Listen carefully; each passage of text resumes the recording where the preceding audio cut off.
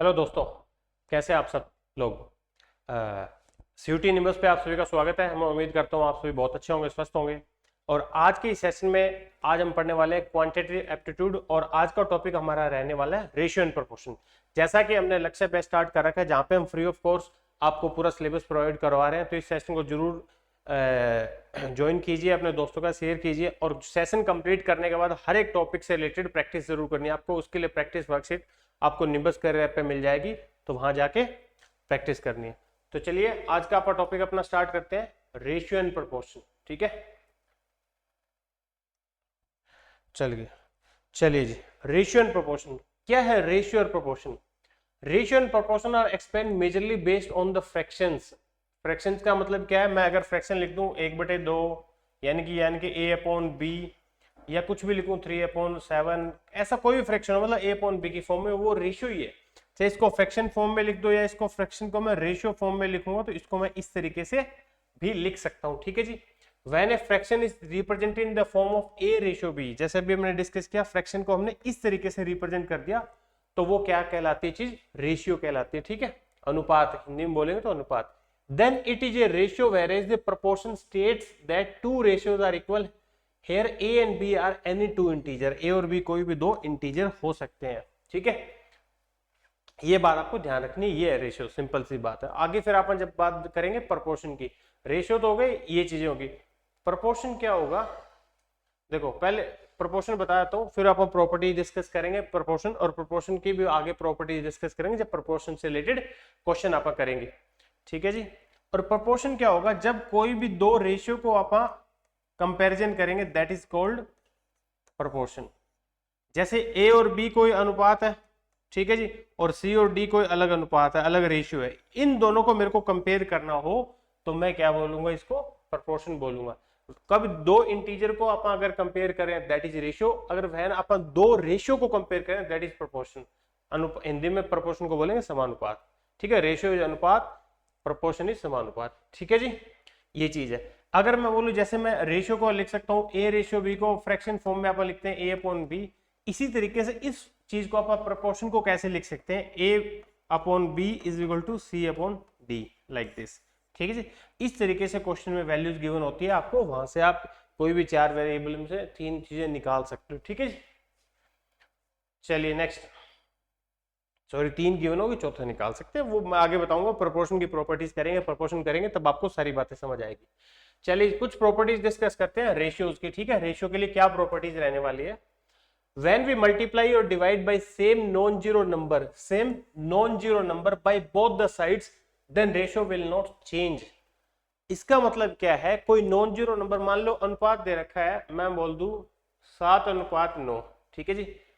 अब या मैं मल्टीप्लाई कर रहा हूं या डिवाइड कर रहा हूं, दोनों साइड सेम नंबर से, और वो नंबर क्या होना चाहिए? नॉन जीरो, मतलब जीरो नहीं होना चाहिए। मान लो मैंने इस साइड भी 2 से मल्टीप्लाई कर दिया, यहां भी 2 से मल्टीप्लाई कर दिया, ये कितना होगा? 14:18। अगर मैं इसको सिंप्लीफाइड फॉर्म में लिखूंगा, अगेन मैं कैंसिल आउट करूंगा तो बात तो वही आ जाएगी ना। तो इसका मतलब क्या हुआ?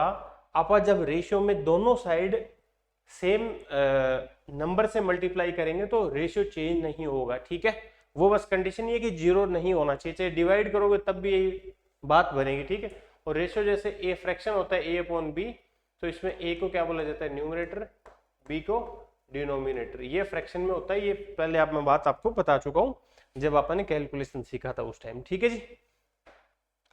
अगला प्रॉपर्टीज क्या बोलते हैं? Duplicate ratio of A and B. A और बी का डुप्लीकेट रेशियो क्या हो जाएगा? A square ratio B square.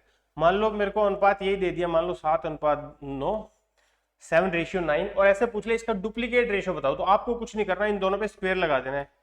7 square ratio 9 square, तो 7 स्क्वायर 49, 8 स्क्वायर, सॉरी 9 स्क्वायर 81। बस कुछ नहीं करना। जहां डुप्लीकेट की बात आएगी तो दो जो रेशियो में दो वैल्यू दे रखी है, दो इंटीजर है, उन दोनों का क्या करना? आपको स्क्वायर कर देना है, तो हो जाएगा डुप्लीकेट रेशियो। ठीक है जी, आगे बढ़ते हैं।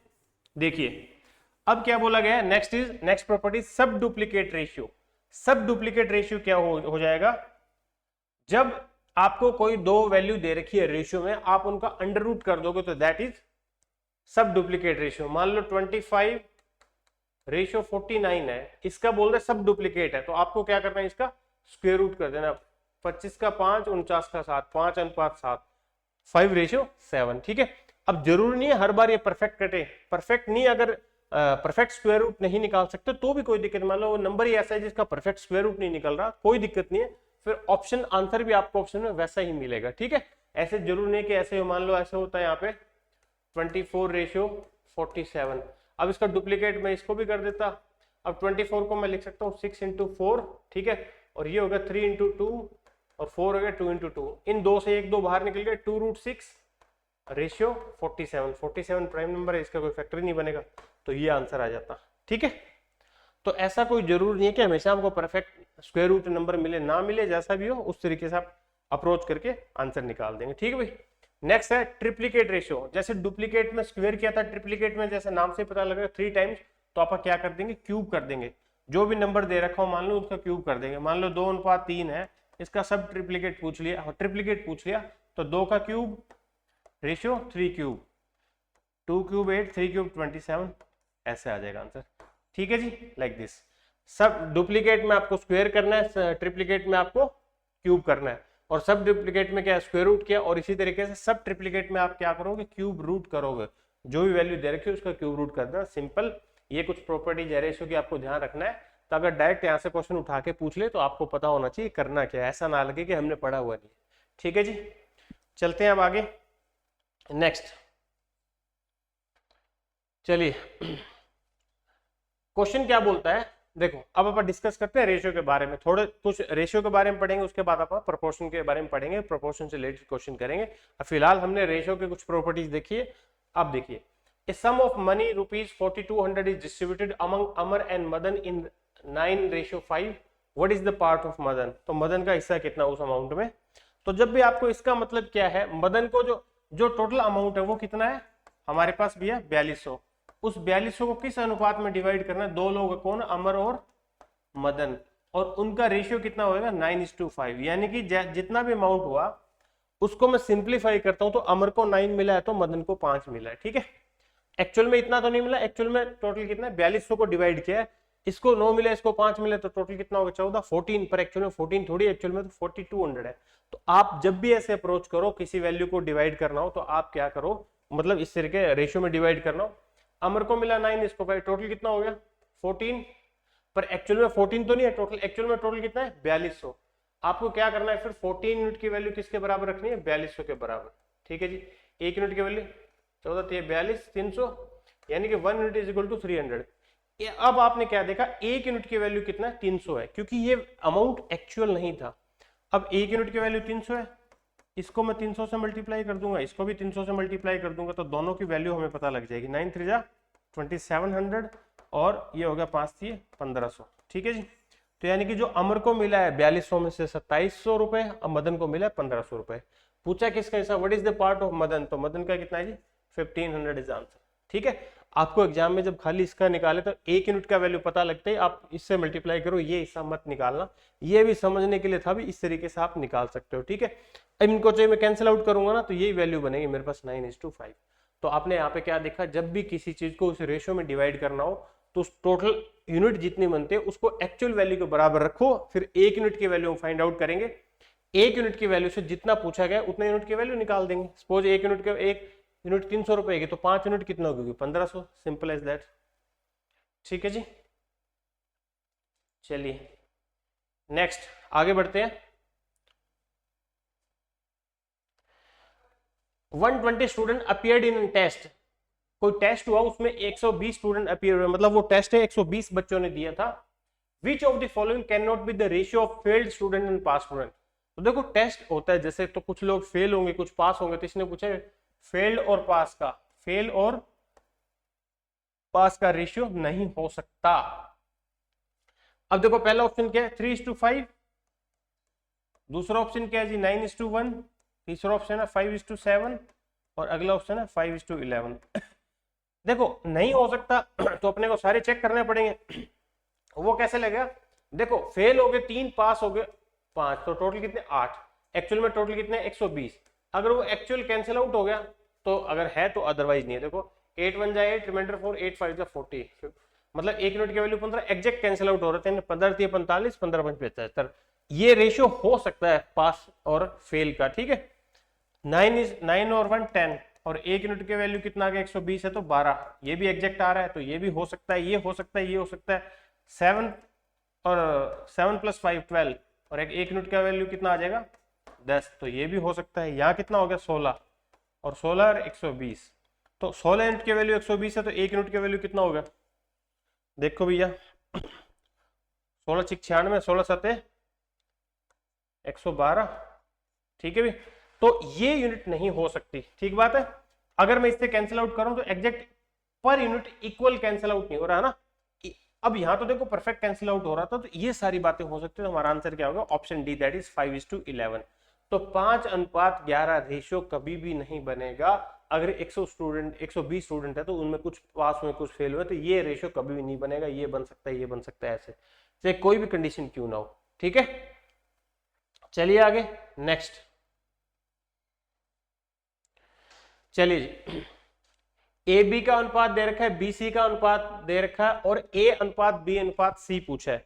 अगर इस टाइप से अनुपात आपको गिवन और पूछा जाए तो आपको क्या अप्रोच करनी है, देखो ए अनुपात बी अनुपात सी, तो आपको जो जो गिवन है उसकी वैल्यू लिख दो। ए अनुपात बी गिवन है 5:7 और किसकी वैल्यू गिवन है, बी और सी, तो 7:12। अब इन तीनों की वैल्यू हमें निकालनी एक साथ, ठीक है। कंबाइन क्या होगी, एक तो ये तरीका है कि आप ना देखो यहाँ पे b कितना है 7, यहाँ पे b 7 है, बाई चांस इसमें b 7 है, अगर b इक्वल है मतलब 7 का मतलब b इक्वल है। इन केस अगर b इक्वल नहीं होता तो मैं इक्वल करता, यहाँ पे 7 है यहाँ पे भी 7 है, तो मैं यहाँ पे 5 लिख दूं और यहाँ पे 12 लिख दूं, तो कोई फर्क थोड़ी पड़ेगा, ठीक है। क्योंकि जब b 7 है, देखो b 7 है तो a 5 है, b 7 है तो c 12 है, तो इसका मतलब कंबाइन रेशियो कितना होगा 5:7:12, ठीक है जी, कोई दिक्कत नहीं होगी। अब एक तरीका और है, देखो एक तो ये होगा इसको इक्वल करना, ये बाई चांस इक्वल था तो हो सकता है आपको कंफ्यूजन हुई होगी। अब देखो जैसे अगर मैं बताऊं आपको 5:7 और 7:12, तो आपको ऐसे जिगजैग मल्टीप्लाई कर देना है, जिगजैग 7:5 35, 7:7 49, 12 7 84, ये बन गया। अब आपको लगा ये और ये तो अलग अलग आ गया, बट ये सिंपलेस्ट फॉर्म में थोड़ी है, ये कैंसिल आउट कर सकते हैं आप। अब कैंसिल आउट करेंगे तो मतलब तीनों नंबर कैंसिल आउट होने से सेम नंबर से, तीनों के तीनों नंबर ऐसे कौन से 7 से कैंसिल आउट हो जाएंगे, 7 × 5 = 35, 7 × 7 = 49, 12 × 7 = 84, तो 5:7:12 ये बन गया, ठीक है। एक मैं वैसे ही एक एग्जांपल लेता हूं, मान लो इसमें यहाँ पे इक्वल वैल्यू होगी, इक्वल ना होती तो जैसे मैं ऐसे बोल दे a अनुपात b है भैया 1:2 और b अनुपात c कितना है 3:5, ठीक है। तो a b c क्या होगा, देखो भी, तो a/b कितना है 1:2 1:2 और ये कितना है 3:5। तो एक तो तरीका है जिगजैग मल्टीप्लाई करके, ये भी सीखेंगे और इक्वल करने वाला भी सीखेंगे। अब मेरे को कंपेयर करना है तो मैं ना b को इक्वल करता हूँ, यहाँ पे 3 है 2 है तो एलसीएम कितना 6, तो इसको मैं 3 से मल्टीप्लाई करूंगा, इसको 2 से मल्टीप्लाई करूंगा, 6 हो गया। अब यहाँ 3 से किया तो यहाँ भी 3 से करेंगे, क्योंकि इन दोनों का रेशियो चेंज नहीं होना चाहिए। यहाँ पे 2 से किया तो यहाँ पे भी 2 से करेंगे आप, देखो ये 3 × 1 3 हो गया, ये 6 है सीधा, और ये कितना होगा 5 × 2 10, क्योंकि ये 6 है और ये भी 6 है। अगर b 6 है तो a 3 है, b 6 है तो c कितना है 10 है, तो आप सीधा इनको एक साथ लिख सकते हो। कोई नंबर ऐसा है कि जिसे तीनों कैंसिल आउट हो जाए, नहीं है। एक क्या था 1:2 और 3:5, एक मैंने बताया जिगजैग मल्टीप्लाई कर लो, पहले इनको मल्टीप्लाई करो दोनों को, 3 × 1 3, फिर इन दोनों को मल्टीप्लाई करेंगे 3 × 2 6, फिर आप मल्टीप्लाई करेंगे इन दोनों को 5 × 2 10, तो देखो बात बराबरी है। ये जिगजैग वाला इजी रहेगा आपके लिए, बट ये चीज भी आपको पता होनी चाहिए, ठीक है। एक तो ये तरीका है, ये दो बता दे। अब एक और भी इजी फास्ट तरीका आपको बता दूंगा, वो तरीका सीखना जरूरी है, क्योंकि वो जब a b दे रखा हो, b c और c d भी दे रखा हो, तब वो रेशियो आपको हेल्प करेगा इजी निकालने के लिए, ठीक है। देखिए जैसे अब ये था, ठीक है, a b कितना है 1:2 और b c कितना भी 3:5, ठीक है। अब देखो आपको क्या करना है, फर्स्ट स्टेप में इन दोनों की मल्टीप्लाई करना है, अगले स्टेप में एक इधर से लिया, एक इधर से आ जाओ, 3 × 2 6। दूसरा अनुपात क्या है इन दोनों को मल्टीप्लाई करो 5 इंटू 10, बस ठीक है। ये चीज आपको और अच्छे से समझ आएगी जब डी वाला भी करेंगे आप। अभी एक बार थोड़ा समझ लो, किसी को नहीं है कोई दिक्कत नहीं है, जब ए बी बी सी और सी डी दे रखा हो तब और अच्छे से, ये शॉर्टकट सबसे रहेगा इजी, ठीक है। इसके अलावा भी एक और तरीका है, वो भी करवाऊंगा। सारी चीजें सीखने हैं, सारी चीजें काम आएगी। देखो चलो आगे बढ़ते हैं। ए बी और बी सी दे रखा और सी डी दे रखा है, इस बार मजा आएगा, सारे दे रखे है ना। देखिए ए बी सी और डी क्या क्या दे रखा है अभी, ये 2:3, बी सी कितना है 5:9 और सी डी कितना है जी 6:7। आपने इस तरीके से लिखा इनको, ठीक है जी। अब देखो इसमें जिगजैग वाला अप्लाई नहीं हो सकता, जब इस तरीके से दे रखा हो तो हम क्या करेंगे, तो आपको ना इसको कंप्लीट करना है। कंप्लीट कैसे करेंगे, देखो इस लाइन में 3 है, 3 के आगे 2 जगह खाली है, सी और डी वाली कुछ नहीं है तो सेम 3 ही लिख देना है आपको, ठीक है। इस लाइन में इधर 9 के आगे कुछ नहीं है तो 9, 5 के आगे कुछ नहीं है तो 5, यहाँ 6 के आगे कुछ नहीं है तो 6। यहाँ 2 बार क्यों लिखा, क्योंकि 6 के इस साइड है तो 6, यहाँ पे एक ही जगह खाली थी, इधर 9 थी, तो जो नंबर हो उसी से उसी नंबर को सेम लिखना है उसी साइड कंप्लीट करने के लिए। अब इन तीनों को मल्टीप्लाई कर लो आपस में और फिर कैंसिल आउट करो। इन तीनों को आपस में मल्टीप्लाई करूंगा, यहाँ लिखूंगा, मल्टीप्लाई करूंगा, यहाँ पे लिखूंगा, मल्टीप्लाई करूंगा, यहाँ लिखूंगा, मल्टीप्लाई, या पहले भी आप कैंसिल आउट कर सकते हो अगर तीनों में कोई सेम टेबल से कैंसिल आउट हो रहा है। क्यों, क्योंकि अल्टीमेटली भी तो लास्ट में कैंसिल आउट करना है। तो देखो 3 की टेबल से 3 3 3 और 3 दूनी 6। अब अल्टीमेटली ये मत सोचना यही कैंसिल आउट क्यों नहीं हुआ, ये तीनों है तो मल्टीप्लाई करना है लास्ट में हमें, इसलिए ठीक है। और कुछ कैंसिल आउट हो रहा है, 2 इवन नंबर, यहाँ कुछ इवन नहीं है, इन तीनों में इवन है इसमें नहीं है, 3 से ये कैंसिल आउट होगा और कुछ कैंसिल आउट नहीं हो रहा। तो 5 इंटू 2 10, 10 इंटू 2 20, 5 6 30 और 9 6 54 और 9 7 63। अब ऐसा कोई है कि आगे फर्दर कैंसिल आउट होगा नहीं, क्योंकि ये तीनों इवन है, ये ऑड है, तो 2 से कैंसिल आउट नहीं होगा, ये 3 से कैंसिल आउट होगा तो ये नहीं होगा, और कोई नंबर ही नहीं है ऐसा। तो 20 30 54 63, 20 30 54 63 ऑप्शन सी हुआ जी राइट आंसर। एक तो ये तरीका। फास्ट कैसे कर सकते हो, देखो इन तीनों को एज इट इज आमने सामने लिखो। देखो 2:3, 5:9 आमने सामने, मतलब ऐसे नीचे एक दूसरे के उसमें निकला है 6:7, ठीक है जी। अब देखो आपको क्या करना है, फर्स्ट स्टेप में इन तीनों को मल्टीप्लाई कर दो, 2 इंटू 5 इंटू 6। अगले स्टेप में एक इधर से डिजिट छोड़ा, एक ये लिया राइट वाला, बाकी 2 लेफ्ट वाले, 3 इंटू 5 इंटू 6। मैं ऐसा क्यों लिख रहा हूँ मल्टीप्लाई में, क्योंकि अगर इनकेस कैंसिल आउट करना पड़ता है तो पहले मल्टीप्लाई करो फिर वापस डिवाइड करो, इससे अच्छा ऐसे लिख के छोड़ लो। नेक्स्ट स्टेप में क्या होगा, इन दो ये 2 लेंगे फिर एक इस साइड लेंगे लेफ्ट में, तो 3 इंटू 9 इंटू 6।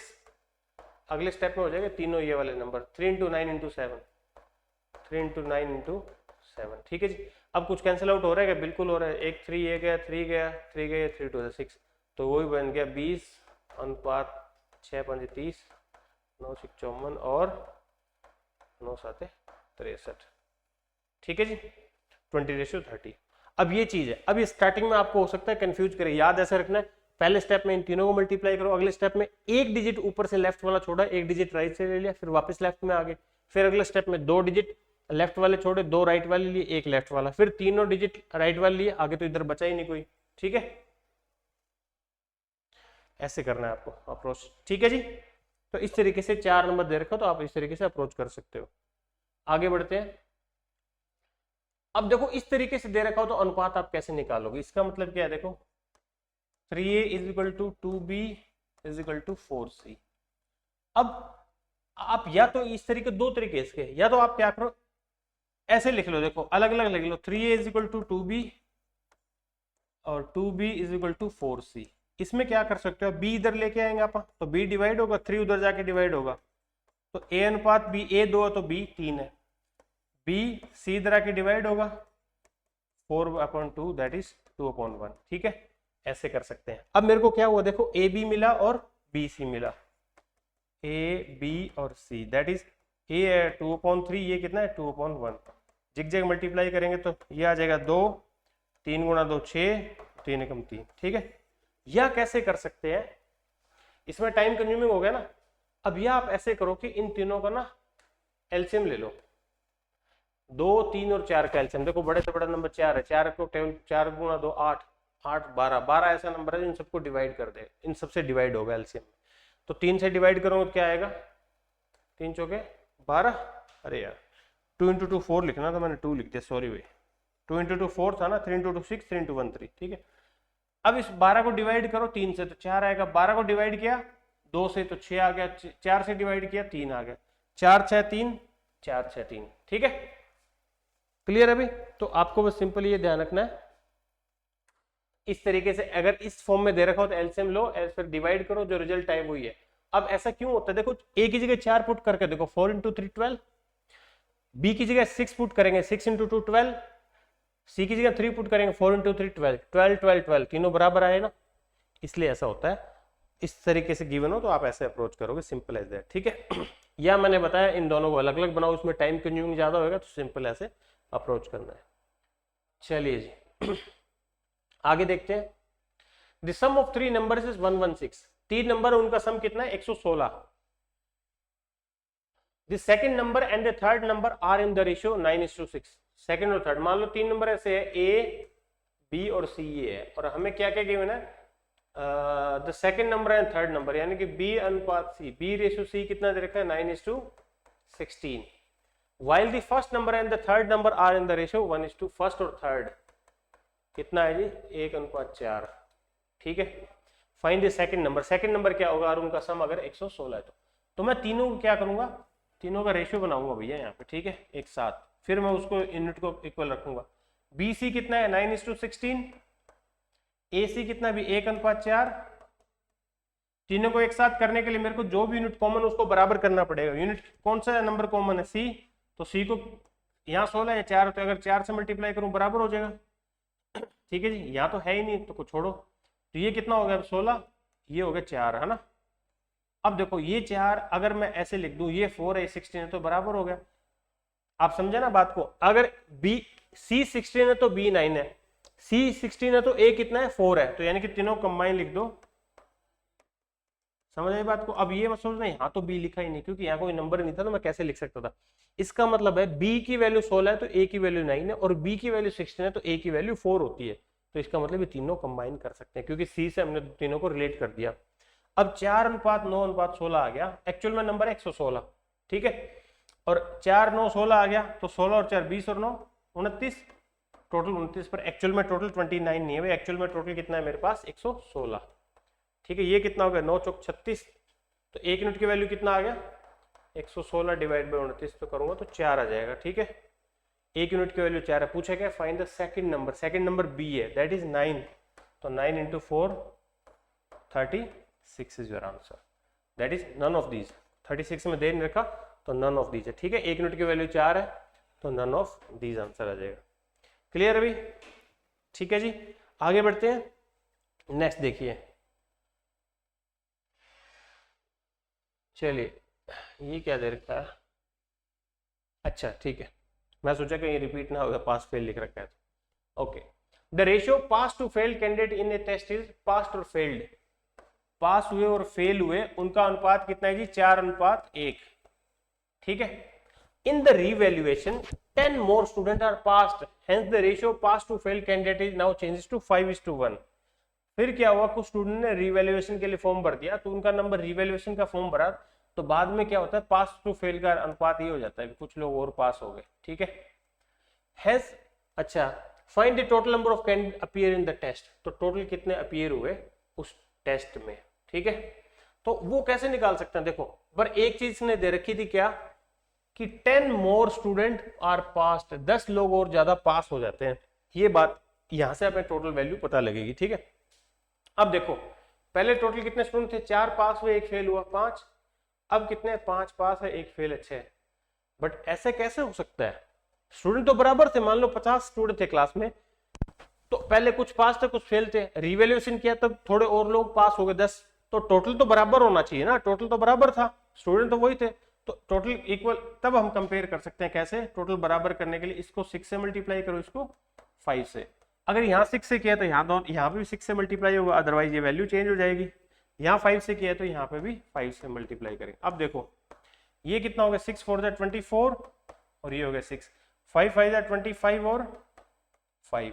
अब देखो 24 पास 6 फेल, 25 पास 5 फेल, तो 30 30 है ना टोटल।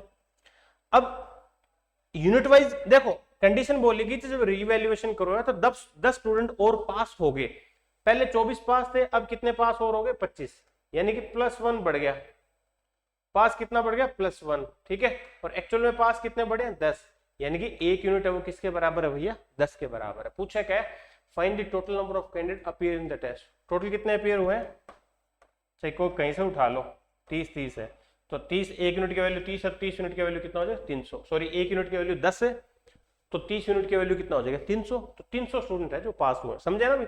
पहले 24 पास थे 25 पास हो गए, एक बढ़ गया पास, पर एक्चुअल में पास कितने बढ़े थे 10, तो यानी कि 1 यूनिट इज इक्वल टू 10, तो टोटल 30 यूनिट थी तो 30 यूनिट की वैल्यू 300 हो जाएगी, जब एक यूनिट की वैल्यू 10 है तो 30 यूनिट की वैल्यू 300, सिंपल, ठीक है जी। चलिए आगे देखते हैं।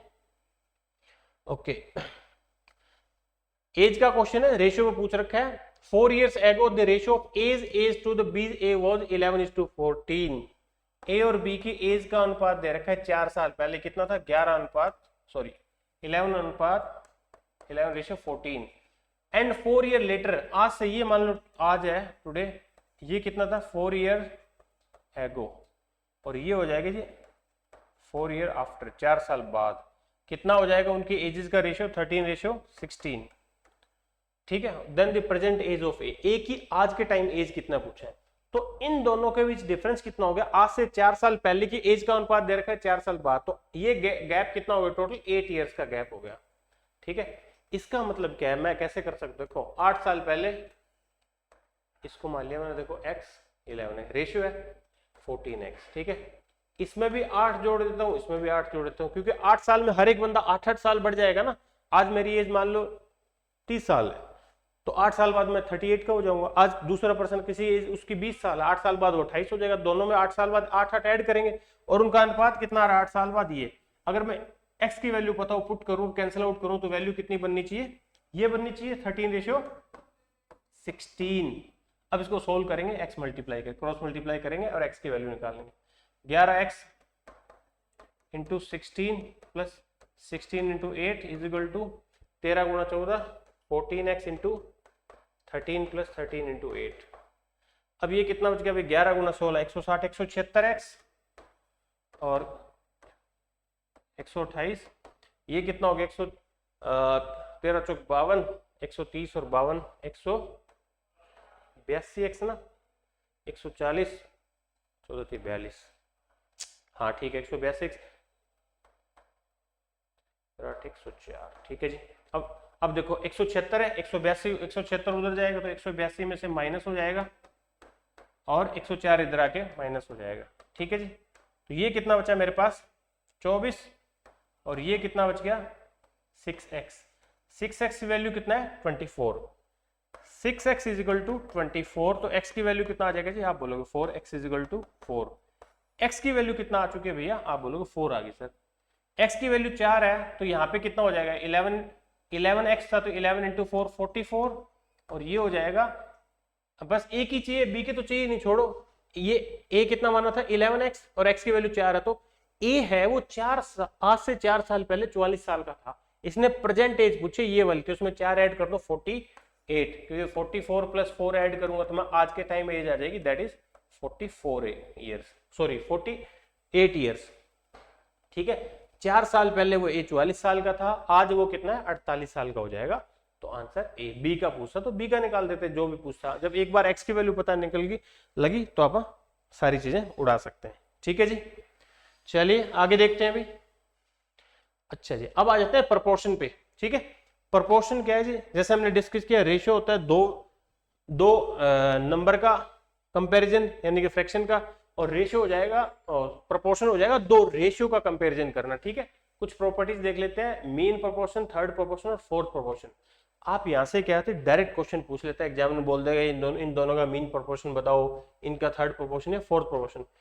Mean proportion of A and B is A under root B, मान लो कोई भी दो आपको वैल्यू गिवन है, उनका मीन प्रोपोर्शन पूछेगा, आपको उन दोनों को मल्टीप्लाई करना और स्क्वायर रूट कर देना, याद रखना, ठीक है।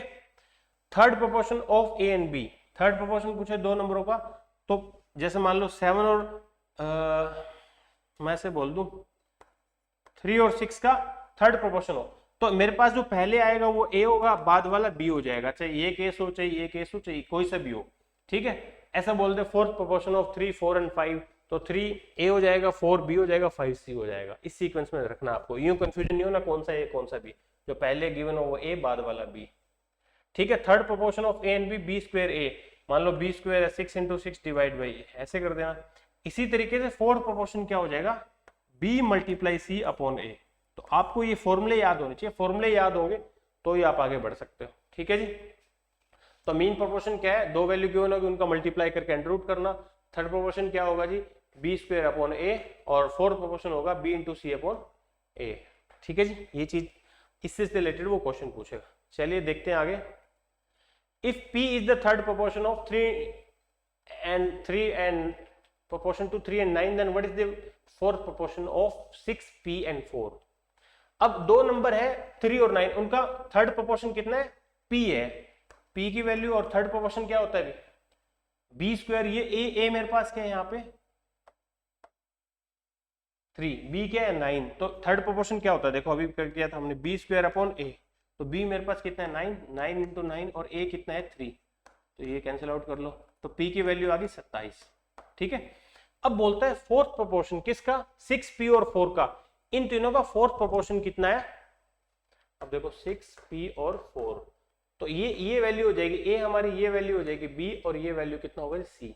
तो फोर्थ प्रोपोर्शन का फॉर्मूला होता है b multiply c upon a। तो मेरी b वैल्यू कितना है जी, b वैल्यू p की वैल्यू भी निकाली अपने, दैट इज 27, c की वैल्यू कितना है जी 4 डिवाइड बाई a कितना है 6। अब इसको कैंसिल आउट कर लेते हैं, 2 से फिर 3 से गया, 9 दूनी 18, 18, तो इन सभी का फोर्थ प्रोपोर्शन कितना आ गया, 18 आ गया। अब एक ही क्वेश्चन में हमें थर्ड प्रोपोर्शन भी पूछ लिया और फोर्थ प्रोपोर्शन भी पूछ लिया इसने, ठीक है जी। तो इस तरीके से आप प्रोपोर्शन सोल्व करेंगे, ठीक है। और मैंने स्टार्टिंग में बताया था जैसे प्रोपोर्शन अगर दे रखा हो तो ये चीज होती है, यहाँ पे क्रॉस मल्टीप्लाई करके भी वैल्यूज निकाल सकते हैं, ठीक है। मान लो ए बी सी डी, तीन चारों में से कोई एक 3 भी गिवन हो तो चौथा आराम से निकल जाएगा, क्लियर।